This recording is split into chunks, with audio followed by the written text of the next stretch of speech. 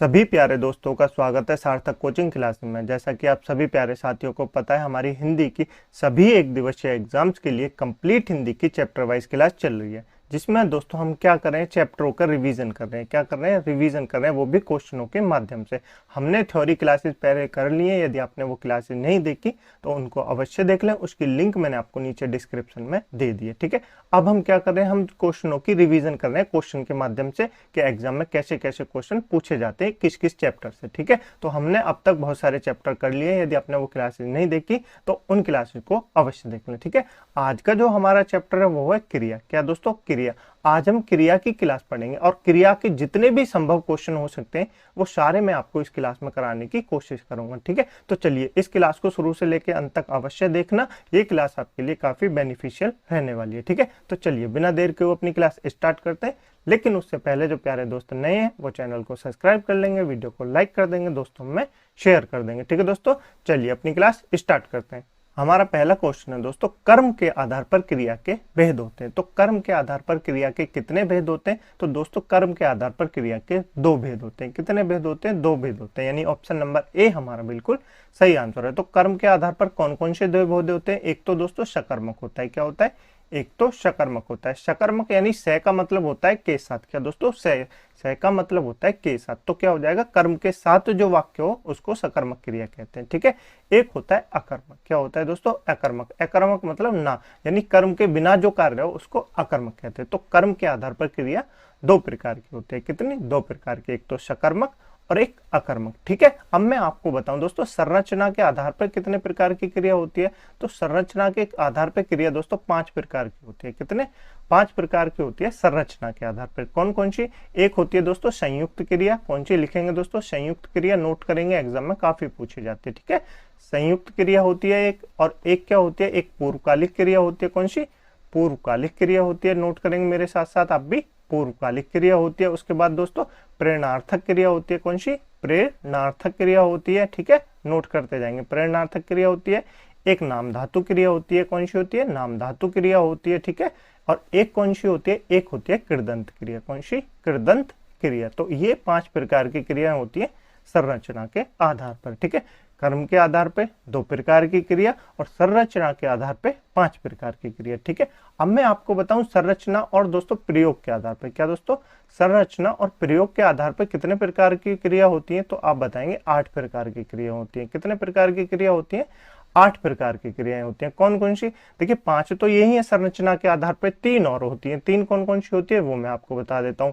एक होती है दोस्तों सामान्य क्रिया। कौन सी? एक होती है सामान्य क्रिया। कौन सी? सामान्य क्रिया, ठीक है।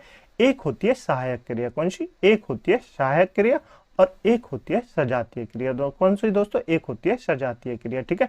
तो ये इतने प्रकार की क्या होती है? क्रियाएं होती हैं। कर्म के आधार पर दोस्तों 2 प्रकार की क्रिया होती है, सकर्मक क्रिया और अकर्मक क्रिया, ठीक है। संरचना के आधार पर क्रिया दोस्तों 5 प्रकार की होती है, संयुक्त क्रिया, पूर्वकालिक क्रिया, प्रेरणार्थक क्रिया, नामधातु क्रिया और कृदंत क्रिया, ठीक है। अभी मैं आपको यहाँ डिफाइन नहीं करूंगा कि संयुक्त क्रिया क्या होती है, पूर्वकालिक क्रिया क्या होती है, क्योंकि मैं इन सभी के क्वेश्चन आपके लिए लेके आया हूं, ठीक है। तो आगे चल के ये आपको क्लियर हो जाएंगे, ठीक है। संरचना और प्रयोग के आधार पर कितने प्रकार की क्रिया होती है? तो आप कहेंगे 8 प्रकार की भी होती है। कितने प्रकार की होती है?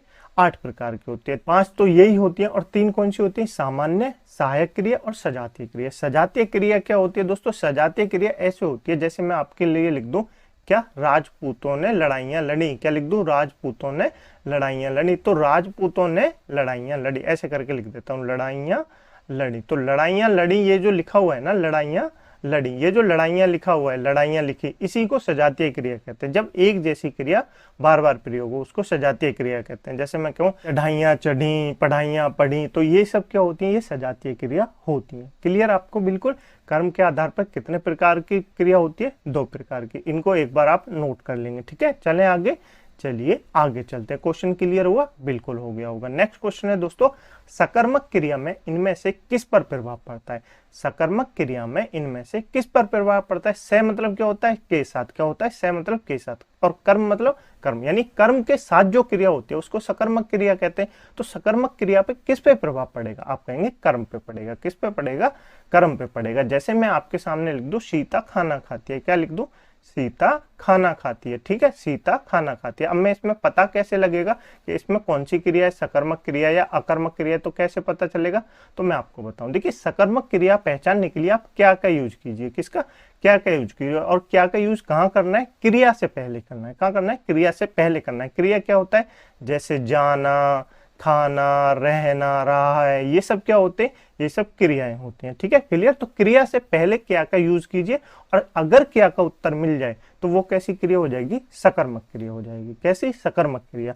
अगर क्या का उत्तर ना मिले तो वह कैसी क्रिया हो जाएगी, अकर्मक क्रिया हो जाएगी। ठीक है, ठीक है। देखिए, इसमें हम पता लगाते हैं, सीता खाना खाती है, ये एक वाक्य है, तो हम क्या कहाँ लगाएंगे, खाती है, खानी मतलब खाना, खाती, ये सब क्या है, ये क्रिया है। तो खाती से पहले लगाएंगे, क्या, खाती से पहले क्या लगा के देखेंगे, बोलिए, सीता क्या खाती है, सीता क्या खाती है, तो आपको उत्तर मिलेगा सीता खाना खाती है, सीता फल खाती है। तो क्या का उत्तर मिल रहा है ना, तो क्या का उत्तर मिल रहा है, तो ये कैसी क्रिया हो जाएगी, सकर्मक क्रिया हो जाएगी। कैसी, सकर्मक। और प्रभाव पे किस पे पड़ा, तो आप कहेंगे कर्म पे पड़ा। कर्म क्या है, खाना। कर्म क्या है, खाना। तो कर्म पे प्रभाव पड़ा सकर्मक क्रिया के साथ। क्लियर आपको, बिल्कुल।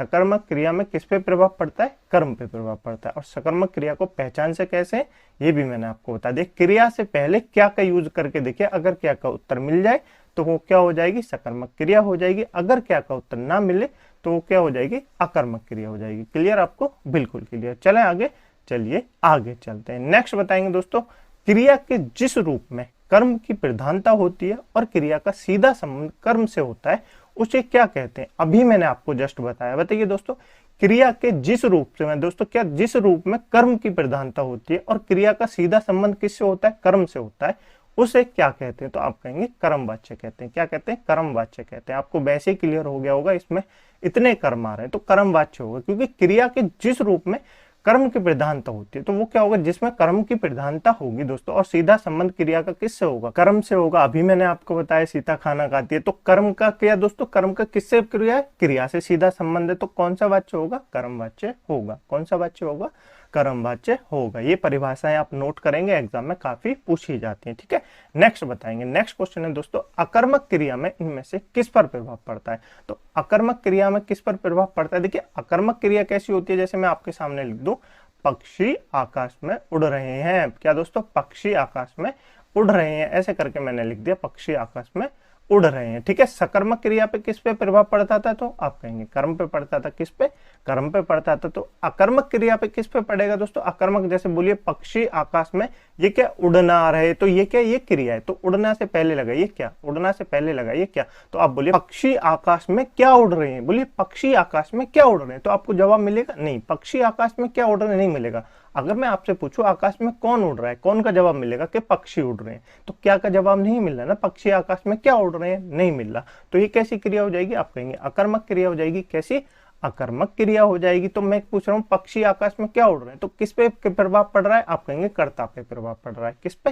कर्ता पे प्रभाव पड़ रहा है। तो अकर्मक क्रिया में किस पे प्रभाव पड़ता है, आप कहेंगे कर्ता पे पड़ता है। किस पे, कर्ता पे। यानी कि ऑप्शन नंबर सी हमारा बिल्कुल सही आंसर हो जाएगा। सकर्मक क्रिया में कर्म पे प्रभाव पड़ता है, अकर्मक क्रिया में कर्ता पे प्रभाव पड़ता है। क्लियर आपको, बिल्कुल क्लियर हो गया होगा। चलें आगे, चल रही है सकर्मक और अकर्मक दोनों क्रियाएं आपको समझ में आई, कैसे पहचानते हैं वो भी समझ में आया, बिल्कुल आ गया होगा। ठीक है, चलिए नेक्स्ट क्वेश्चन है दोस्तों, क्रिया के संदर्भ में कौन सा कथन सत्य है। तो सत्य बताना है दोस्तों, असत्य नहीं बताना, याद रखेंगे। ठीक है, कौन सा कथन सत्य है। पहला ऑप्शन है दोस्तों, क्रिया के साथ क्रिया जोड़ने से जो संयुक्त क्रिया बनती है उसे नाम धातु क्रिया कहते हैं। नहीं दोस्तों, उसे क्या कहते हैं, जब दोस्तों क्रिया के साथ क्रिया जोड़ने से जो संयुक्त क्रिया बनती है ना, उसे संयुक्त क्रिया कहते हैं। क्या कहते हैं, उसे संयुक्त क्रिया ही कहते हैं। ठीक है, याद रखेंगे, क्रिया के साथ क्रिया जोड़ने से जो संयुक्त क्रिया बनती है उसको संयुक्त क्रिया कहते हैं। नाम धातु क्रिया किसको कहते हैं दोस्तों, नाम धातु क्रिया कहते हैं संज्ञा, क्या दोस्तों, संज्ञा सर्वनाम विशेषण, क्या दोस्तों, संज्ञा सर्वनाम विशेषण के साथ जिसका प्रयोग किया जाता है, जिस क्रिया का प्रयोग किया जाता है उससे जो क्रिया बनती है उसको क्या कहते हैं, उसको नाम बोधक क्रिया कहते हैं। क्या कहते हैं, उसको नाम बोधक क्रिया कहते हैं। दोनों क्लियर, नहीं क्लियर, फिर से सुनिए। क्रिया के साथ जब क्रिया जोड़ी जाती है तो उसको संयुक्त क्रिया कहते हैं। ठीक है, नाम धातु क्रिया किसको कहते हैं? जब संज्ञा, सर्वनाम, विशेषण के साथ क्रिया जोड़ी जाती है तो उसको नाम धातु क्रिया कहते हैं। क्लियर? बिल्कुल, अंतर आपको समझ में आ रहा होगा। ठीक है, नेक्स्ट बताएंगे, जब कर्म संज्ञा की तरह व्यवहार में आए तब वह क्रियार्थक संज्ञा कहलाती है। नहीं दोस्तों, ये तो मैंने आपको संज्ञा में ही बताया था, ये गलत है। ये क्या है? गलत है। तो दो ऑप्शन हमारे गलत हो गए। जब कर्म संज्ञा की तरह व्यवहार में आए तब क्रियार्थक संज्ञा नहीं होती। जब क्या दोस्तों? क्रिया, क्या लिखे दोस्तों? जब क्रिया संज्ञा की तरह व्यवहार में आए तब वह क्रियार्थक संज्ञा कहलाती है। जैसे मैंने आपको एग्जाम्पल दिया था, टहलना, क्या दोस्तों? टहलना स्वास्थ्य के लिए अच्छा है। क्या लिखिए दोस्तों? टहलना स्वास्थ्य के लिए अच्छा है। अब जो ये जो टहलना है ना, ये टहलना क्या है? ये क्रिया है। टहलना क्या है? क्रिया। और क्रिया किसकी तरह प्रयोग हो रही है? संज्ञा के स्थान पे प्रयोग हो रही है। किसकी तरह?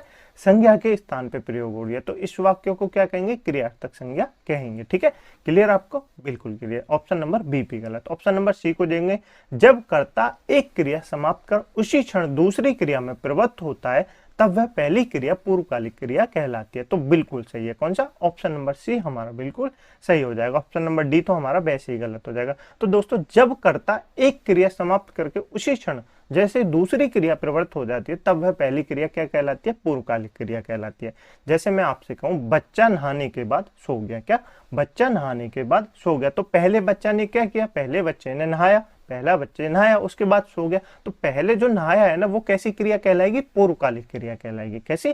पूर्वकालिक क्रिया कहलाएगी। यानी कि एक काम करने के तुरंत बाद जब दूसरा काम हो जाता है तो उसको पूर्वकालिक क्रिया कहते हैं। क्लियर आपको? बिल्कुल क्लियर। यानी कि इस क्वेश्चन का ऑप्शन नंबर सी हमारा बिल्कुल सही आंसर हो जाएगा। ठीक है, चलें आगे। चलिए आगे चलते हैं। नेक्स्ट क्वेश्चन है दोस्तों, राम सेब खाता है। तो राम सेब खाता है, इस वाक्य में क्रिया का कौन सा प्रकार होगा? ये हमसे पूछा गया है। राम सेब खाता है तो क्या होगा? पूर्वकालिक क्रिया होगी, सकर्मक क्रिया होगी, अकर्मक क्रिया होगी या संयुक्त क्रिया होगी? संयुक्त क्रिया तो मैंने अभी आपको बताई नहीं है, तो संयुक्त क्रिया नहीं होगी। पूर्वकालिक मैंने आपको बता दी, जब एक काम करने के बाद तुरंत काम हो जाए तो वो पूर्वकालिक क्रिया होती है। तो क्या पूर्वकालिक क्रिया होगी? नहीं। आप इसमें लगा के देखिए, क्या दोस्तों? इसमें प्रयोग देखिए, राम क्या खाता है। देखिए, खाना क्या है? खाना एक क्रिया है। क्या से पहले? खाना से पहले क्या लगा के देखिए, राम क्या खाता है? तो आप जवाब देंगे राम सेब खाता है। क्या खाता है? राम सेब खाता है। तो क्या का उत्तर मिल रहा है ना? बिल्कुल। तो कौन सी क्रिया हो जाएगी?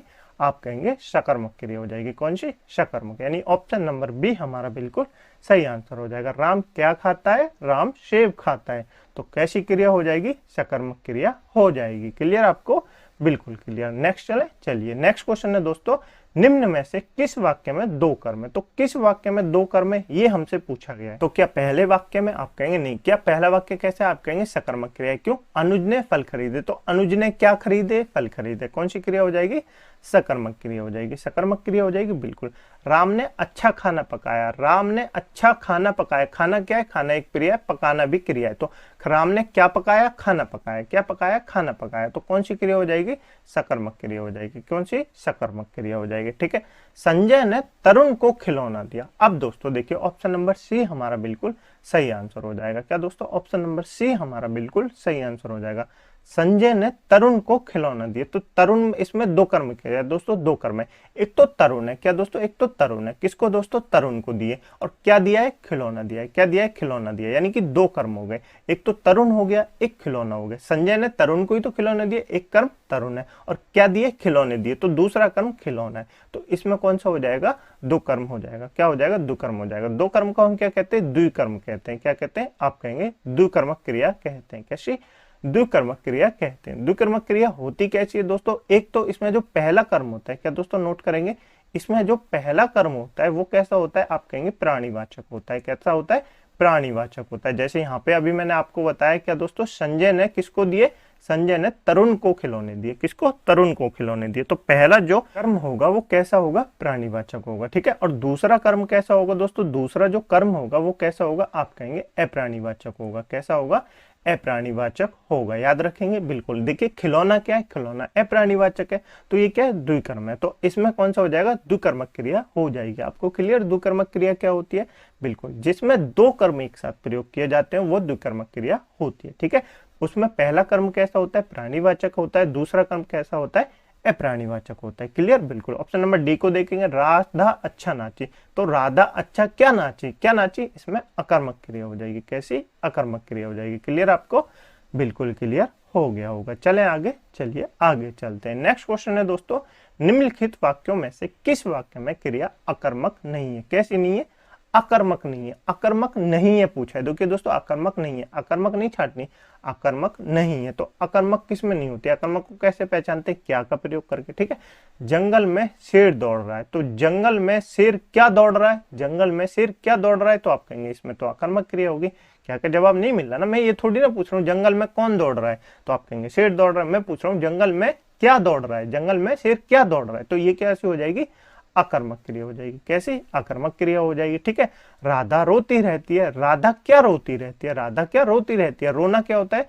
रोना एक क्रिया होता है, रो से बना हुआ एक क्रिया है, तो रोती रहती है। राधा क्या रोती रहती है? आप कहेंगे अकर्मक क्रिया है। कैसी? अकर्मक क्रिया, पता नहीं चलता है ना, तो अकर्मक क्रिया हो जाएगी। नेक्स्ट है, राम देर तक सोता रहता है, तो ऑप्शन नंबर डी को देखिए। ऑप्शन नंबर डी में क्या होगा?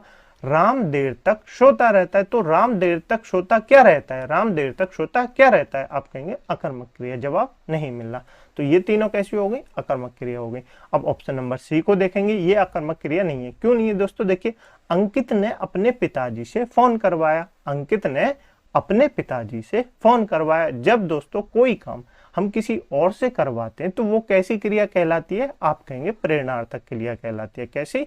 प्रेरणार्थक क्रिया कहलाती है। नोट करेंगे? बिल्कुल नोट करेंगे। जैसे दोस्तों मैं कहूं गीता ने नौकरानी से कपड़े धुलवाए, तो कपड़े किससे धुलवाए? नौकरानी से धुलवाए, तो इसमें किसी और से काम करवाया गया। बिल्कुल, तो कौन सी क्रिया हो जाएगी?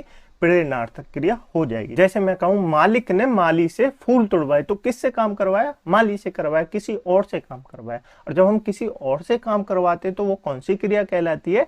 प्रेरणार्थक क्रिया कहलाती है। क्लियर आपको? बिल्कुल क्लियर। प्रेरणार्थक क्रिया भी क्लियर? बिल्कुल। प्रेरणार्थक क्रिया कैसी होती है दोस्तों? आप कहेंगे सदैव सकर्मक होती है। कैसी होती है? सदैव सकर्मक होती है। क्यों सकर्मक होती है? अभी मैं आपको बताता हूं, तो पहले आप ये नोट जरूर करेंगे, प्रेरणार्थक क्रिया कैसी होती है? सदैव सकर्मक होती है। अब आपको इससे जवाब मिलेगा। देखिए, अंकित ने अपने पिताजी से क्या करवाया? करवाना क्या है? एक क्रिया है, तो क्या करवाया? आपको जवाब मिलेगा फोन करवाया। क्या करवाया? फोन करवाया। तो कैसी क्रिया है? सकर्मक क्रिया भी है। अगर आपको प्रेरणार्थक क्रिया ना दी जाए ऑप्शन में तो आप सकर्मक क्रिया भी लगा सकते हैं। ठीक है, तो प्रेरणार्थक क्रिया कैसी रहती है? सदैव सकर्मक रहती है। यानी ऑप्शन नंबर सी जो हमारा है वो कैसा नहीं है? अकर्मक नहीं है। कैसा नहीं है? अकर्मक नहीं है। क्लियर आपको? बिल्कुल क्लियर हो गया होगा। चलें आगे, चलिए आगे चलते हैं। नेक्स्ट क्वेश्चन है दोस्तों, निम्न में पूर्वकालिक क्रिया का उदाहरण है। तो पूर्वकालिक क्रिया का उदाहरण पूछा है। पूर्वकालिक क्रिया क्या होती है? आपको अभी मैंने बताया था। बताइए पूर्वकालिक क्रिया क्या होती है? तो आप कहेंगे पूर्वकालिक क्रिया वो होती है जिसमें एक काम करने के बाद तुरंत दूसरा काम किया जाए। कैसे दोस्तों? एक काम करने के बाद तुरंत दूसरा काम किया जाए, उसको पूर्वकालिक क्रिया कहते हैं ना। बहुत सिंपल सी परिभाषा है, आपको याद होगी। क्या हम कल दिल्ली गए, इसमें कोई दूसरा काम हो रहा है? आप कहेंगे नहीं हो रहा, तो ऑप्शन नंबर ए गलत। ऑप्शन नंबर बी को देखिए, हमने दीपावली धूमधाम से मनाई, क्या इसमें दो कर्म हो रहे? नहीं हो रहे। क्या दोस्तों? दो नहीं हो रहे एक साथ। अब देखिए ऑप्शन नंबर सी को, मैं टीवी देखकर सो गया। मैं टीवी देखकर सो गया, तो पहला कर्म क्या किया? मैंने टीवी देखी। दूसरा कर्म क्या किया? मैं सो गया। तो कौन सी हो जाएगी? पूर्वकालिक क्रिया हो जाएगी, क्योंकि एक काम करने के तुरंत बाद दूसरा काम हो गया। मतलब मैंने टीवी देखी, उसके तुरंत बाद मैं सो गया। टीवी देखकर मैं सो गया, तो कौन सी हो जाएगी? पूर्वकालिक क्रिया हो जाएगी। यानी ऑप्शन नंबर सी हमारा बिल्कुल सही आंसर हो जाएगा। क्लियर आपको? पूर्वकालिक क्रिया, प्रेरणार्थक क्रिया, सकर्मक क्रिया, अकर्मक क्रिया क्लियर आपको? बिल्कुल क्लियर हो गई होंगी। चलें आगे, चलिए आगे चलते हैं। नेक्स्ट क्वेश्चन है दोस्तों, निम्नलिखित में से गलत विकल्प चुनना है। तो गलत विकल्प को चुनना है। ठीक है, बताइए। वह ईमानदार निकला। वह ईमानदार निकला, नोट कीजिए, गलत विकल्प चुनना है, सही नहीं चुनना। ठीक है, वह ईमानदार निकला। तो मैं आपसे पूछूं, वह ईमानदार निकला, वह क्या निकला? वह क्या निकला? आपको जवाब मिल रहा है? नहीं। वह कौन निकला? तो आप कहेंगे ईमानदार निकला है। तो कौन का जवाब मिला है? ये सकर्मक क्रिया नहीं होगी दोस्तों, अकर्मक क्रिया होगी। कैसी? अकर्मक क्रिया होगी। वह क्या निकला? तो उससे ईमानदार नहीं मिला, वह बोल रहा है वह कौन निकला? ईमानदार निकला, चतुर निकला, लालची निकला, तो कौन का जवाब मिल रहा है? ठीक है, वह कॉलेज से आकर सो गया। वह कॉलेज से आकर सो गया, तो पहले कॉलेज गया था, उसके बाद आकर सो गया, तो कौन सी क्रिया हो जाएगी? पूर्वकालिक क्रिया हो जाएगी, क्योंकि एक साथ दो काम हो रहे हैं। कॉलेज से आया और वह सो गया। ठीक है, यानी पहला तो हमारा गलत हो गया, दूसरा सही है बिल्कुल। तीसरे को देखेंगे, उसने आम खाया। उसने आम खाया, सकर्मक क्रिया है क्या? देखिए, उसने क्या खाया? उसने क्या खाया? तो आप कहेंगे आम खाया। कौन सी क्रिया है? सकर्मक क्रिया है, बिल्कुल सही है। मोर नाचता है, तो आप बताएंगे मोर क्या नाचता है? मोर क्या नाचता है? नहीं मिल रहा जवाब, तो आप कहेंगे अकर्मक क्रिया है। कैसी है? अकर्मक क्रिया, यानी कि ऑप्शन नंबर ए हमारा जो है वो गलत हो जाएगा। इसमें दोस्तों सकर्मक क्रिया नहीं होगी, अकर्मक क्रिया होगी। क्लियर, आपको बिल्कुल क्लियर हो गया होगा। चले आगे, चलिए आगे चलते हैं। नेक्स्ट क्वेश्चन है दोस्तों, निम्नलिखित वाक्यों में से अकर्मक क्रिया का वाक्य। तो इसमें हमको अकर्मक क्रिया छांटनी है, ठीक है। ध्यान से पढ़ना है क्वेश्चन को, तभी जवाब देना है, क्योंकि जल्दबाजी में क्वेश्चन पढ़ेंगे तो नहीं हम भूल जाते हैं। जैसे उसमें कहेगा अकर्मक क्रिया नहीं है तो हम जल्दी जल्दी में पढ़ लेंगे अकर्मक क्रिया है, तो और हमारा क्वेश्चन गलत हो जाएगा, ठीक है। तो ध्यान से क्वेश्चन पढ़ना है, अकर्मक क्रिया है ये छांटना है हमको। तो पढ़िए ऑप्शन नंबर ए में, गोपाल गिलास से दूध पीता है, कौन सी क्रिया होगी? गोपाल गिलास से क्या पीता है? पीना क्या है? एक क्रिया है। तो क्या से पहले, पीना से पहले क्या लगा के देखिए, गोपाल गिलास से क्या पीता है? दूध पीता है। तो कौन सी क्रिया हो जाएगी? सकर्मक क्रिया हो जाएगी, ठीक है। ऑप्शन नंबर बी को देखेंगे, लड़का मैदान में फुटबॉल खेल रहा है। तो लड़का मैदान में क्या खेल रहा है? फुटबॉल खेल रहा है। क्या का जवाब मिला? बिल्कुल सकर्मक क्रिया हो जाएगी। कौन सी? सकर्मक क्रिया हो जाएगी। ऑप्शन नंबर सी को देखेंगे, सीता पुस्तक पढ़ रही है। तो सीता क्या पढ़ रही है? आप कहेंगे पुस्तक पढ़ रही है। क्या पढ़ रही है? पुस्तक पढ़ रही है, सकर्मक क्रिया हो जाएगी। अब ऑप्शन नंबर डी को देखिए, लड़की नाच रही है। क्या लड़की नाच रही है? तो लड़की नाच क्या रही है? लड़की नाच क्या रही है? आप कहेंगे जवाब नहीं मिला। तो कैसी क्रिया हो जाएगी? अकर्मक क्रिया हो जाएगी। कैसी क्रिया हो जाएगी? अकर्मक क्रिया हो जाएगी। यानी ऑप्शन नंबर डी हमारा बिल्कुल सही आंसर हो जाएगा। लड़की नाच क्या रही है? तो आप कहेंगे इसमें अकर्मक क्रिया है। कैसी क्रिया है? अकर्मक क्रिया, ठीक है। चले आगे, चलिए नेक्स्ट क्वेश्चन है दोस्तों, राम ने श्याम को पढ़ाया, वाक्य में कौन सी क्रिया होगी? राम ने श्याम को पढ़ाया, वाक्य में कौन सी क्रिया होगी? क्या प्रेरणार्थक क्रिया होगी? नहीं। प्रेरणार्थक क्रिया कैसी होती है? मैंने आपको बताया, जब किसी और से काम करवाया जाए। यहाँ राम क्या किसी और से काम करवा रहा है? नहीं, राम खुद ही तो कर रहा है। राम ने श्याम को खुद ही तो पढ़ाया। आप कहेंगे बिल्कुल। अगर किसी और से काम करवाए तो वो क्या होती है? प्रेरणार्थक क्रिया होती है, ठीक है। अकर्मक क्रिया क्या होती है? जिससे क्या का जवाब ना मिले। सकर्मक क्रिया क्या होती है? जिससे क्या का जवाब मिले। अब देखते हैं इसमें कौन सी क्रिया है। राम ने श्याम को पढ़ाया, तो राम ने श्याम को क्या पढ़ाया? राम ने श्याम को क्या पढ़ाया? क्या का जवाब आपको मिलेगा? क्या पढ़ाया? संस्कृत पढ़ाई, हिंदी पढ़ाई, गणित पढ़ाई, कुछ तो पढ़ाया होगा ना। राम ने श्याम को क्या पढ़ाया? आप जवाब भी तो मांग रहे हैं, बिल्कुल। तो ये कैसी क्रिया हो जाएगी?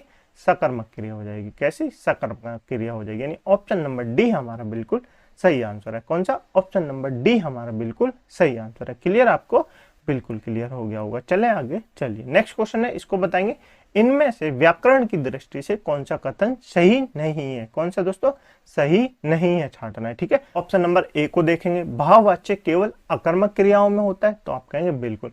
अकर्मक क्रिया कैसी होती है दोस्तों? भाववाच्य होती है। कैसी होती है? भाववाच्य होती है। कैसे होती है दोस्तों? जैसे मैं कहूँ वह ईमानदार है, तो ईमानदार क्या है? भाव है। ईमानदार क्या है? भाव है। और उसमें कौन सा वाक्य है? अकर्मक क्रिया है। कौन सी क्रिया है? अकर्मक क्रिया है। तो भाववाचक क्रिया सदैव कैसी रहती है? अकर्मक रहती है। कैसी रहती है? अकर्मक रहती है, ठीक है। नेक्स्ट दोस्तों, कर्मवाच्य अकर्मक और सकर्मक दोनों क्रियाओं में होता है। क्या दोस्तों? कर्मवाच्य अकर्मक और सकर्मक दोनों क्रियाओं में होता है। बताइए, मैंने पहले ही आपको इसकी परिभाषा बताई थी। तो आप कहेंगे नहीं, कर्मवाच्य सदैव किस में रहता है? आप कहेंगे सकर्मक में रहता है। कर्मवाच्य सदैव कैसी रहती है? सकर्मक क्रिया रहती है, अकर्मक क्रिया नहीं रहती, ठीक है। नेक्स्ट विकल्प है हमारा, यानी ये वाला विकल्प हमारा, ऑप्शन नंबर बी विकल्प हमारा गलत हो गया। और उसने यही पूछा है कौन सा कथन सही नहीं है। तो ऑप्शन नंबर बी हमारा बिल्कुल सही आंसर हो जाएगा, ये कथन गलत है। कृतवाच्य में अकर्मक और सकर्मक दोनों क्रियाएं होती है। तो आप कहेंगे बिल्कुल। कृतवाच्य में दोस्तों अकर्मक और सकर्मक दोनों क्रियाएं होती है, ठीक है। नेक्स्ट है, सभी प्रेरणार्थक क्रियाएं सदैव कैसी रहती है? सकर्मक रहती है। कैसी? सकर्मक रहती है। ये मैंने आपको अभी बताया था और बताया भी था कैसे होती है। क्लियर आपको? बिल्कुल क्लियर। यानी ऑप्शन नंबर बी हमारा गलत हो जाएगा, ठीक है। कर्म वाच्य में कैसी क्रिया रहती है? आप कहेंगे सकर्मक क्रिया रहती है, ठीक है। नेक्स्ट क्वेश्चन है, बताएंगे निम्न में सकर्मक क्रिया को छांटना है। तो सकर्मक क्रिया को छांटना है, बताइए इसमें सकर्मक क्रिया क्या होगी? तो क्या का लगा के देखिए, क्या क्या लगा के देखिए, क्या भागा? आप कहेंगे जवाब नहीं मिल रहा। कैसी क्रिया हो जाएगी? आप कहेंगे अकर्मक क्रिया हो जाएगी। कैसी? अकर्मक क्रिया हो जाएगी। क्या आया? आप कहेंगे जवाब नहीं मिल रहा। कैसी हो जाएगी? अकर्मक क्रिया। अगर मैं बोलूं कौन आया, तो वो कौन का जवाब मिलेगा। क्या आया, इसका जवाब नहीं मिलेगा। क्या लेटा? आप कहेंगे जवाब नहीं मिल रहा, अकर्मक क्रिया हो जाएगी। अब मैं पूछूं आपसे क्या बनाया, क्या बनाया? तो आप कहेंगे सब्जी बनाई, फूल बनाए। क्या बनाया? क्या बनाया? तो जवाब मिल रहा है ना, बिल्कुल। आप कहेंगे ऑप्शन नंबर डी हमारा बिल्कुल सही है। ऑप्शन नंबर डी में कैसी क्रिया हो जाएगी? सकर्मक क्रिया हो जाएगी। कैसी क्रिया हो जाएगी? सकर्मक क्रिया हो जाएगी। क्लियर आपको? बिल्कुल क्लियर। नेक्स्ट चलिए आगे चलते हैं। नेक्स्ट क्वेश्चन है दोस्तों, वे अपने घर जा रहे हैं। मैं जा रहे हैं क्रिया का प्रकार बताइए, हमको बताना है जा रहे हैं में क्रिया का प्रकार बताना है, कौन सा क्रिया होगी, क्या मुख्य क्रिया होगी, क्या सहायक क्रिया होगी या संयुक्त क्रिया होगी। तो आप कहेंगे इसमें संयुक्त क्रिया होगी। कौन सी? संयुक्त क्रिया होगी, यानी ऑप्शन नंबर सी हमारा बिल्कुल सही आंसर है। संयुक्त क्रिया कैसी होती है? जब दोस्तों दो क्रियाओं को एक साथ जोड़ दिया जाता है तो वो कैसी क्रिया बन जाती है? संयुक्त क्रिया बन जाती है। मैंने परिभाषा भी आपको बताई थी और आपको याद होगी। तो इसमें दो क्रियाएं कौन कौन सी है? एक तो जा किससे बना है? जाना से। किससे? जाना क्रिया होती है। रहे एक ये क्रिया है, तो दो क्रिया होगी, एक तो जा और एक रहे। तो कैसी क्रिया हो गई? संयुक्त क्रिया होगी। कैसी क्रिया हो गई? संयुक्त क्रिया हो गई। क्लियर आपको? बिल्कुल क्लियर हो गया होगा। तो इस वाक्य में कौन सी क्रिया हो जाएगी? संयुक्त क्रिया हो जाएगी। ठीक है, नेक्स्ट क्वेश्चन है दोस्तों, सकर्मक क्रिया के वाक्य को छांटना है। तो सकर्मक क्रिया के वाक्य को छांटना है। कुत्ता सड़क पर खड़ा है। अब मैं आपसे पूछूं कुत्ता सड़क पर क्या खड़ा है, तो आप कहेंगे जवाब नहीं मिल रहा। कौन सी क्रिया हो जाएगी? अकर्मक क्रिया हो जाएगी। अब तो आपको पहचानना आ गया होगा। आप कहेंगे बिल्कुल आ गया होगा। सीता स्कूल में पढ़ती है। कैसा छांटना है? सकर्मक छांटना है। सीता स्कूल में पढ़ती है। मैं आपसे पूछूं सीता स्कूल में क्या पढ़ती है? सीता स्कूल में क्या पढ़ती है? तो आप जवाब ही देंगे हिंदी पढ़ती है, मैथ पढ़ती है, कुछ और पढ़ती है। तो सीता स्कूल में क्या पढ़ती है? आप कहेंगे जवाब मिल रहा है। तो ऑप्शन नंबर बी हमारा बिल्कुल सही हो जाएगा। इसमें कौन सी क्रिया हो जाएगी? सकर्मक क्रिया हो जाएगी। कौन सी? सकर्मक क्रिया हो जाएगी। कुर्सी पर कौन बैठा है? ये भी अकर्मक क्रिया है। हमको क्या पता कौन बैठा है? मैं तुम्हारा नाम जानता हूं। मैं तुम्हारा नाम क्या जानता हूं? ये भी अकर्मक क्रिया हो जाएगी, है ना? क्या हो जाएगी? अकर्मक क्रिया हो जाएगी। तो बाकी तीन में अकर्मक क्रिया और ऑप्शन नंबर बी में सकर्मक क्रिया हो जाएगी। क्लियर आपको? बिल्कुल। नेक्स्ट चलिए नेक्स्ट क्वेश्चन बताएंगे दोस्तों, संयुक्त क्रिया के कितने भेद होते हैं? तो संयुक्त क्रिया के कितने भेद होते हैं ये आपको बताना है। तो संयुक्त क्रिया के भेद होते हैं दोस्तों 11। कितने होते हैं? 11, यानी ऑप्शन नंबर बी हमारा बिल्कुल सही आंसर है। तो संयुक्त क्रिया में कितने भेद होंगे? 11 भेद होंगे। कौन कौन से होंगे वो मैं आपको बता देता हूँ, मेरे साथ नोट करेंगे। सबसे पहले दोस्तों कौन सा होता है? आप कहेंगे आरंभ बोधक होता है। कौन सा होता है? आरंभ बोधक होता है। कौन सा? आरंभ बोधक होता है। आपको ये जो नाम है याद रखने, ठीक है। आरंभ बोधक होता है, एक समाप्ति बोधक होता है। कौन सा? समाप्ति बोधक होता है, ठीक है। और एक कौन सा होता है? आप कहेंगे अवकाश बोधक होता है। कौन सा? अवकाश बोधक होता है। याद रखेंगे नाम, मेरे साथ साथ बोलते रहेंगे। आरंभ बोधक, समाप्ति बोधक, अवकाश बोधक, अनुमति बोधक। कैसा? अनुमति बोधक। और कौन सा होता है? एक होता है नित्य बोधक। क्या होता है? नित्य बोधक, जो नित्यता को दर्शाता है, यानी रोज के कार्य को दर्शाता है, ठीक है। एक होता है आवश्यकता बोधक। कैसा? एक होता है आवश्यकता बोधक। कौन सा होता है? आवश्यकता बोधक। एक होता है निश्चय बोधक। कौन सा? निश्चय बोधक होता है दोस्तों। एक होता है अभ्यास बोधक। कौन सा? अभ्यास बोधक होता है। एक कौन सा होता है? एक होता है इच्छा बोधक। कौन सा? इच्छा बोधक होता है। एक शक्ति बोधक होता है। नोट करेंगे कौन सा? एक शक्ति बोधक होता है, ठीक है। और एक कौन सा होता है? आप कहेंगे पुनरुक्त बोधक। कौन सा? पुनरुक्त बोधक होता है। कौन सा? पुनरुक्त बोधक होता है। तो ये 11 प्रकार की क्या संयुक्त क्रिया होती है। तो संयुक्त क्रिया कितने प्रकार की होती है?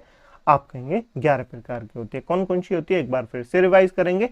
आरंभ बोधक, समाप्ति बोधक, अवकाश बोधक, अनुमति बोधक, नित्यता बोधक, आवश्यकता बोधक, निश्चय बोधक, अभ्यास बोधक, इच्छा बोधक, शक्ति बोधक और आप कहेंगे पुनरुक्त बोधक। क्लियर आपको? बिल्कुल क्लियर। इनके नाम याद रखेंगे। चलें आगे, चलिए आगे चलते हैं। नेक्स्ट क्वेश्चन है दोस्तों, निम्नलिखित क्रियाओं में से कौन सी क्रिया अनुकरणात्मक नहीं है? तो अनुकरणात्मक नहीं है ये पूछा है। तो अनुकरणात्मक क्रिया कैसी होती है दोस्तों? अनुकरणात्मक क्रिया ऐसी होती है जिसमें जो एक वर्ड होता है ना वो बार बार रिपीट हो। क्या दोस्तों? एक वर्ड जो होता है ना वो बार बार रिपीट हो। जैसे यहाँ पे लिखा हुआ है फड़ फड़। क्या दोस्तों? फड़ फड़, मी मी, हिन हिन। तो ये सब क्या है? ये अनुकरणात्मक क्रिया है। जैसे मैं आपसे कहूँ खटखटाना, क्या कहूँ? खटखटाना। तो ये जो खट खट 2 बार लिखा हुआ है इसी को कहते हैं अनुकरणात्मक क्रिया। क्या कहते हैं? अनुकरणात्मक क्रिया। जैसे मैं आपसे कहूँ लपलपाना या मैं आपसे कहूँ चहचहाना, तो ये क्या हो जाएंगे? अनुकरणात्मक क्रिया हो जाएगी। क्लियर? बिल्कुल। तो अनुकरणात्मक क्रिया किस में नहीं है? फड़ फड़ाना 2 बार रिपीट हो रहा है, आप कहेंगे बिल्कुल इसमें तो अनुकरणात्मक क्रिया है। मिमियाना, मीमी 2 बार रिपीट हो रहा है, आप कहेंगे बिल्कुल इसमें भी अनुकरणात्मक क्रिया है। हिन हिन, इसमें भी अनुकरणात्मक क्रिया है। किस में नहीं है? झुटलाना, झुटलाना में कैसी क्रिया नहीं है? आप कहेंगे अनुकरणात्मक क्रिया नहीं है। क्लियर आपको? बिल्कुल क्लियर। ऑप्शन नंबर सी हमारा गलत हो जाएगा। तो अनुकरणात्मक क्रिया क्या होती है आपको याद रहेगा? बिल्कुल याद रहेगा, बहुत आसान है, आप याद रखेंगे, ठीक है। नेक्स्ट क्वेश्चन है, किस वाक्य में द्विकर्मक क्रिया नहीं है? अब तो आपको द्विकर्मक क्रिया याद हो गई होगी, बिल्कुल याद हो गई होगी। नहीं याद तो इससे और समझ में आ जाएगी। बताइए द्विकर्मक क्रिया किस में नहीं है? पहला कर्म कैसा होता है? आप कहेंगे प्राणीवाचक होता है। दूसरा कर्म कैसे होता है, आप कहेंगे अप्राणीवाचक होता है। याद रखेंगे बिल्कुल। तो पढ़िए ऑप्शन नंबर ए को, माँ बच्चे को खाना खिलाती है। तो माँ किसको खाना खिलाती है, बच्चे को, और क्या खिलाती है, खाना खिलाती है। दो कर्म हो गए, आप कहेंगे बिल्कुल दो कर्म हो गए। दो कर्म हो गए बिल्कुल, इसमें तो दो कर्म क्रिया है, बिल्कुल है। शिक्षक विद्यार्थियों को पुस्तक पढ़ाती है। तो शिक्षक किसको पढ़ाती है, विद्यार्थियों को पढ़ाती है। क्या पढ़ाती है, पुस्तक पढ़ाती है। तो इसमें भी दो कर्म हो गए, एक तो विद्यार्थी और एक पुस्तक, एक तो विद्यार्थी और एक पुस्तक हो गए ना, बिल्कुल। कोच खिलाड़ियों को कबड्डी सिखाता है। तो कोच किसको कबड्डी सिखाता है, खिलाड़ियों को सिखाता है। एक कर्म ये हो गया, और क्या सिखाता है, कबड्डी सिखाता है। दो कर्म ये हो गए, तो दो कर्मक क्रिया हो गई, बिल्कुल। ऑप्शन नंबर बी और ऑप्शन नंबर सी में तो दो कर्मक क्रिया है। अब ऑप्शन नंबर डी को देखते हैं। माँ बच्चे को नौकरानी से सुलवाती है। तो माँ बच्चे को नौकरानी से सुलवाती है। तो क्या हो रहा है, माँ जो है किसी और से काम करवा रही है। माँ खुद बच्चे को नहीं सुला रही, माँ नौकरानी से बच्चे को सिलवा रही है। तो क्या दोस्तों इसमें क्या हो जाएगा, आप कहेंगे प्रेरणार्थक क्रिया हो जाएगी। कौन सी, प्रेरणार्थक क्रिया हो जाएगी, क्योंकि माँ खुद बच्चे को नहीं सुला रही है, नौकरानी से बच्चे को सुलवा रही है। तो कौन सी क्रिया हो जाएगी, प्रेरणार्थक क्रिया हो जाएगी। जब हम किसी और से काम करवाते हैं तो कौन सी क्रिया होती है, आप कहेंगे प्रेरणार्थक क्रिया होती है। क्लियर आपको, बिल्कुल क्लियर। यानी ऑप्शन नंबर डी जो है ये हमारा गलत हो जाएगा। क्या, ऑप्शन नंबर डी जो है हमारा गलत हो जाएगा। क्यों, क्योंकि इसमें दोस्तों द्विकर्मक क्रिया नहीं है, इसमें प्रेरणार्थक क्रिया है। कैसी, प्रेरणार्थक क्रिया है। किससे काम करवा रही है, नौकरानी से काम करवा रही है। तो क्लियर आपको, बिल्कुल क्लियर हो गया होगा। नेक्स्ट चलते हैं। नेक्स्ट क्वेश्चन है दोस्तों, बताइए सुमिलित कीजिए। तो हमको इसको सुमिलित करना है, बताना है दोस्तों कौन सा इसमें सही होगा। तो कौन से इनसे मिलेंगे ये मिलाना है, ठीक है। ऑप्शन नंबर ए को देखेंगे, माँ ने बच्चे को शिक्षक से पढ़वाया। माँ ने बच्चे को शिक्षक से पढ़वाया। तो किसी और से काम करवाना, किससे पढ़वाया, खुद ने नहीं पढ़ाया बच्चे को, माँ ने शिक्षक से पढ़वाया। तो किसी और से काम करवाते तो कौन सी क्रिया होती है, आप कहेंगे प्रेरणार्थक क्रिया होती है। कौन सी क्रिया होती है, प्रेरणार्थक क्रिया होती है। यानी कि इसका कौन सा हो जाएगा, और 4 मिल जाएगा। यानी कि पहले विकल्प में कौन सा, प्रेरणार्थक क्रिया हो जाएगी। ऑप्शन नंबर बी को देखेंगे, लड़का अपने मित्र से बतिया रहा है। अब ये जो बतियाना होता है ना, बात से बना है। क्या दोस्तों, बात से बना है बतियाना। बात क्या है, तो आप कहेंगे संज्ञा है। क्या है, बात क्या है, संज्ञा है। संज्ञा से बना है बतियाना। क्या बना है, बतियाना। तो बतिया से बना है, मैंने कहा ना आपसे, जब संज्ञा, सर्वनाम, विशेषण से कोई क्रिया जोड़ के बनाई जाती है तो उसको क्या कहते हैं, नाम धातु क्रिया कहते हैं। क्या कहते हैं, नाम धातु क्रिया कहते हैं। लड़का अपने मित्र से बतिया रहा है, कौन सी क्रिया हो जाएगी, नाम धातु क्रिया हो जाएगी। नेक्स्ट देखेंगे, लड़की पढ़कर सो गई। तो लड़की पढ़कर सो गई, पहले क्या पढ़ा है, पहले पढ़ा है, उसके बाद सो गई है। तो पहले क्या हो जाएगा, पहले पढ़ा है फिर सो गई। तो कौन सी क्रिया हो जाएगी, पूर्वकालिक क्रिया हो जाएगी। कौन सी, पूर्वकालिक क्रिया हो जाएगी। बच्चे हंस रहे हैं, इसमें कौन सी क्रिया हो जाएगी, बच्चे हंस क्या रहे हैं, बच्चे हंस क्या रहे हैं। तो आप कहेंगे अकर्मक क्रिया हो जाएगी। कौन सी, अकर्मक क्रिया हो जाएगी। मिल गए, बिल्कुल। तो कौन सा सही हो जाएगा ऑप्शन, आप कहेंगे पहले का तो 4 हो जाएगा, पहले का 4 हो जाएगा। दूसरे का कौन सा हो जाएगा, दूसरे का 3 हो जाएगा। और तीसरे का कौन सा हो जाएगा, तीसरे का 2 हो जाएगा। और चौथे का 1 हो जाएगा। तो ये बनेगा 43-21 हमारा सही आंसर। क्लियर आपको, बिल्कुल क्लियर हो गया होगा। क्रिया आपको समझ में आ रही है, बिल्कुल। क्लास कैसी लग रही है कमेंट बॉक्स में जरूर बताएं। अगर आपको क्लास अच्छी लग रही है तो वीडियो को लाइक कर दें, दोस्तों में शेयर कर दें, चैनल को सब्सक्राइब जरूर कर लें, ठीक है। चलिए नेक्स्ट क्वेश्चन बताएंगे, निम्नलिखित में से संयुक्त क्रिया किस वाक्य में नहीं है। क्या दोस्तों, नहीं है, नोट कीजिए, नहीं है, नहीं है छाटिए। संयुक्त क्रिया क्या होती है आपको पता चल गया, जब दो क्रियाएं एक साथ प्रयोग की जाती हैं तो उसको संयुक्त क्रिया कहते हैं, ठीक है। पहले ऑप्शन में देखेंगे, फूल खिल रहे हैं। तो फूल खिल क्या होता है, खिलना एक क्रिया होती है, खिलना एक क्रिया होती है और रहे भी एक क्रिया। तो इसमें तो संयुक्त क्रिया आप कहेंगे, बिल्कुल है। चिड़िया उड़ती जा रही हैं, तो जाना एक क्रिया हो गई, एक रही क्रिया हो गई। इसमें भी कौन सी क्रिया हो जाएगी, आप कहेंगे संयुक्त क्रिया हो जाएगी ना, बिल्कुल। आप पढ़ेंगे नीचे वाले ऑप्शन डी को, सड़कों पर पानी भर चुका है। तो भरना क्या होता है, एक क्रिया होती है, और चुका क्या होता है, ये भी एक क्रिया होती है। तो ऑप्शन नंबर डी, इसमें भी कौन सी क्रिया हो जाएगी, आप कहेंगे संयुक्त क्रिया हो जाएगी। कौन सी, संयुक्त क्रिया हो जाएगी। अब देखिए ऑप्शन नंबर सी को। क्या दोस्तों, ऑप्शन नंबर सी को देखिए, कल बादल खूब बरसे। तो कल बादल खूब बरसे, खूब क्या एक क्रिया होती है, खूब क्या एक क्रिया होती है, बरसना तो क्रिया होती है, खूब क्या एक क्रिया होती है, आप कहेंगे नहीं। तो इसमें क्या हो जाएगा, संयुक्त क्रिया नहीं होगी। कौन सी, संयुक्त क्रिया नहीं होगी। यानी ऑप्शन नंबर सी हमारा गलत हो जाएगा। क्लियर आपको, संयुक्त क्रिया भी समझ में आई, बिल्कुल समझ में आ गई होगी। नेक्स्ट क्वेश्चन है दोस्तों, मूल धातु का स्वरूप कैसा होता है। तो मूल धातु का स्वरूप कैसा होता है ये आपसे पूछा गया है। तो मूल धातु क्या होती है दोस्तों, मूल धातु होती है जैसे रो। रो से क्या बना हुआ है, रो से बना है रोना। क्या बना है, रो से बना है रोना। रो में ना प्रत्यय जोड़ के जो बना है वो है रोना। रो में ना प्रत्यय जोड़ दिया तो वो बना है रोना। ये क्या हो गई, एक क्रिया हो गई।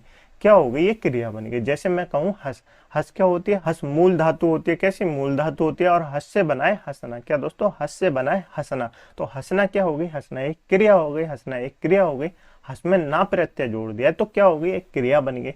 ये जो अपने आप में शब्द है, ये रो हस, ये क्या होते हैं, अपने आप में मूल जो धातु होती है ना वो स्वतंत्र होती है। कैसी होती है, स्वतंत्र होती है। यानी ऑप्शन नंबर बी हमारा बिल्कुल सही आंसर है। मूल धातु का स्वरूप सदरूप कैसा रहता है, तो आप कहेंगे स्वतंत्र रहता है, ना किसी पे आश्रित रहता है, ना किसी पे परतंत्र रहता है। ये कैसी रहती है, अपने आप में स्वतंत्र रहती है। रो में ना प्रत्यय जोड़ने से रोना क्रिया बन गई, हस में ना प्रत्यय जोड़ने से हंसना क्रिया बन गई। तो उनमें कुछ शब्द जोड़ा जाता है तब कुछ वर्ड बनता है, लेकिन वो अपने आप में कैसी रहती है, वो अपने आप में स्वतंत्र रहती है। कैसी रहती है, स्वतंत्र रहती है। ठीक है, नेक्स्ट बताएंगे, आपकी जिंदगी खुशहाल हो, तो आपकी जिंदगी खुशहाल हो इस वाक्य में कौन सी क्रिया होगी। क्या इच्छा बोधक होगी, क्या शक्ति बोधक होगी, क्या अभ्यास बोधक होगी, या अनुमति बोधक होगी। तो आप कहेंगे इच्छा बोधक होगी। क्या होगी, इच्छा बोधक होगी। क्यों, क्योंकि मेरी ऐसी इच्छा है कि आपकी जिंदगी खुशहाल हो। क्या, आपकी जिंदगी खुशहाल हो, तो कौन सी वाक्य होगी, तो मैं आपकी इच्छा ही तो बता रहा हूँ, अपनी इच्छा ही है तो मेरी, कि आपकी जिंदगी खुशहाल हो। मैं आपको दो कि आपकी जॉब जल्दी से जॉब लग जाए, तो क्या होगी, इच्छा बोधक होगी। क्या होगी, इच्छा बोधक होगी। शक्ति बोधक क्या होती है दोस्तों, जब कहीं पे शक्तियों का प्रदर्शन किया जाता है उसको शक्ति बोधक कहते हैं। अभ्यास बोधक क्या होता है, जहाँ पे किसी चीज का अभ्यास कर दिया जाता है तो उसको अभ्यास बोधक कहते हैं। अनुमति बोधक क्या होता है, जब किसी को कोई अनुमति देता है, जैसे मैं कहूँ उसको मार दो, तो ये क्या है, अनुमति है, मतलब मैं किसी को मारने की अनुमति तो दे रहा हूँ, तो अनुमति बोधक हो जाएगा। क्लियर, बिल्कुल क्लियर। इसमें कौन सा हो जाएगा, आपकी जिंदगी खुशहाल हो, इच्छा बोधक हो जाएगा। कौन सा, इच्छा बोधक हो जाएगा। क्लियर, बिल्कुल। नेक्स्ट क्वेश्चन है दोस्तों, निम्नलिखित में से भूतकालिक क्रिया किस वाक्य में नहीं है। क्या दोस्तों, किस वाक्य में नहीं है, ध्यान से पढ़ेंगे, नहीं है पूछा है। भूतकालिक क्रिया तीन प्रकार की क्रियाएं होती हैं। कौन कौन सी होती हैं, आप एक कहेंगे, एक तो भूतकाल होती है, कौन सी, भूतकालिक क्रिया होती है, और एक कौन सी होती है, आप कहेंगे वर्तमान क्रिया होती है, कौन सी, वर्तमान काल की क्रिया होती है, और एक कौन सी होती है, भविष्य काल की क्रिया होती है। तीन प्रकार की क्रिया होती है, आप कहेंगे बिल्कुल होती है। तो भूतकाल क्या होता है, पास्ट होता है, वर्तमान क्या होता है, प्रेजेंट होता है, भविष्य क्या होता है, फ्यूचर होता है, आपको याद होगा। ठीक है, तो इसने पूछा है भूतकालिक क्रिया नहीं है। ये पूछा है वर्षा हो रही है, क्या इसमें भूतकालिक क्रिया है। राम ने चाय पी ली, सीता ने कपड़े धो लिए, गोपाल ने अपना काम कर लिया, तो किसमें भूतकालिक क्रिया नहीं है, ये पूछा है। गोपाल ने अपने काम कर लिए, तो गोपाल ने अपना काम पूरा कर लिया है, गोपाल ने अपना काम पूरा कर लिया, और पास्ट में क्या है, तो कौन सी हो जाएगी, भूतकालिक क्रिया हो जाएगी। कौन सी हो जाएगी, भूतकालिक क्रिया हो जाएगी। यानी ऑप्शन नंबर डी में तो भूतकालिक क्रिया है।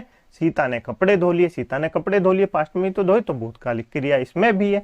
राम ने चाय पी ली, राम ने चाय पहले ही तो पी, तो इसमें भी भूतकालिक क्रिया है। अब ऑप्शन नंबर ए को देखिए, वर्षा हो रही है, वर्षा हो रही है, यानी कि वर्षा अभी भी हो रही है, तो ये कैसी क्रिया हो जाएगी, आप कहेंगे वर्तमान क्रिया हो जाएगी। कैसी, वर्तमान क्रिया हो जाएगी। और वर्तमान भी कैसी, अपूर्ण वर्तमान। क्यों दोस्तों, क्योंकि क्रिया अभी चल रही है, क्योंकि क्रिया अभी चल रही है, यानी वर्षा जो है अभी हो रही है, बंद नहीं हुई है, तो अपूर्ण वर्तमान हो जाएगी। कैसी, अपूर्ण वर्तमान हो जाएगी। क्लियर, आपको बिल्कुल क्लियर। यानी ऑप्शन नंबर ए जो है इसमें भूतकालिक क्रिया नहीं होगी। क्लियर, बिल्कुल। नेक्स्ट चलिए नेक्स्ट चलते हैं। नेक्स्ट क्वेश्चन है दोस्तों, उसने पत्र लिखवाया, इस वाक्य में किस कोटि की क्रिया प्रयुक्त हुई है।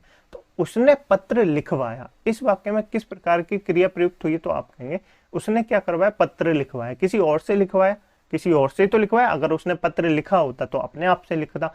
उसने पत्र लिखवाया, क्या लिख दो, उसने पत्र लिखवाया। किसी और से जब काम कराते तो कौन सी क्रिया होती है, आप कहेंगे प्रेरणार्थक क्रिया होती है। कौन सी क्रिया होती है, प्रेरणार्थक क्रिया होती है। अब जरा रुकिए तो सही, ऑप्शन नंबर ए सही नहीं है, नीचे भी देखिए सकर्मक क्रिया लिखा हुआ है। और मैंने आपसे कहा था हर प्रेरणार्थक क्रिया में कैसी होती है, सकर्मक क्रिया जरूर होती है। प्रेरणार्थक क्रिया सदैव कैसी होती है, आप कहेंगे सकर्मक क्रिया होती है। जैसे मैं पढ़ूं इसको, उसने क्या लिखवाया, उसने पत्र लिखवाया। उसने क्या लिखवाया, पत्र लिखवाया। जवाब मिल रहा है ना, तो बिल्कुल इसमें सकर्मक क्रिया भी होगी। तो ऑप्शन नंबर डी को देखिए, ऑप्शन नंबर डी कौन सा हमारा सही हो जाएगा, कि ऑप्शन नंबर ए व ऑप्शन नंबर बी दोनों सही है। इस वाक्य में उसने पत्र लिखवाया प्रेरणार्थक क्रिया भी है और सकर्मक क्रिया दोनों है। क्लियर, आपको बिल्कुल क्लियर। चलें आगे, चलिए आगे चलते हैं। ये दोस्तों आपके लिए होमवर्क का क्वेश्चन है, इसका आंसर आपको कमेंट बॉक्स में जरूर बताना है। कौन सा क्रम सही नहीं है, ये आपको बताना है कौन सा क्रम सही नहीं है। इसका आंसर तो आपको कमेंट बॉक्स में बताना ही है। अपने ओपिनियन भी आपको कमेंट बॉक्स में बताने कि आपको क्लास कैसी लगी, समझ में आ रही है या नहीं आ रही। ठीक है, ये थे दोस्तों क्रिया के टॉप 25 क्वेश्चन, और इन 25 क्वेश्चनों में मैंने कोशिश की है क्रिया का कोई भी क्वेश्चन है वो आपसे ना छूटे। तो ये जो 25 क्वेश्चन है, ये सिर्फ 25 क्वेश्चन क्वेश्चन नहीं है, एक पूरे क्रिया के चैप्टर का रिवीजन है। तो आपको कमेंट बॉक्स में बताना है कैसा लगा। इस क्लास की पीडीएफ डाउनलोड करने के लिए आप हमारे टेलीग्राम ग्रुप को ज्वाइन कर सकते हैं, जिसकी लिंक मैंने आपको नीचे डिस्क्रिप्शन में दे दिया। टेलीग्राम ग्रुप को ज्वाइन करना, उससे पीडीएफ डाउनलोड करना, फिर अपने हाथों से नोट्स बनाना। और याद रखना दोस्तों, जो इसमें मैंने लिखा है वो आपको नहीं मिलेगा पीडीएफ में, आपको सिर्फ क्वेश्चन के फॉर्मेट मिलेंगे पीडीएफ में। तो आप ये जो मैंने लिखा है अलग से, उसको आप अलग से नोट कर लेंगे, ठीक है। तो चलिए मिलते हैं अगली क्लास में एक नए चैप्टर के साथ। इसी तरह हम उन क्वेश्चनों को भी सॉल्व करेंगे और एक और नए चैप्टर का रिवीजन करेंगे। तो आपको क्लास कैसी लगी कमेंट बॉक्स में जरूर बताएं, अपने ओपिनियन अवश्य शेयर किया करें, ठीक है। अगर क्लास अच्छी लग रही है तो वीडियो को लाइक कर दें, दोस्तों में शेयर कर दें, चैनल को सब्सक्राइब जरूर कर दें, ठीक है। चलिए मिलते हैं अगली क्लास में एक नए चैप्टर के साथ, तब तक के लिए अपना ध्यान रखिएगा। जय हिंद, जय भारत।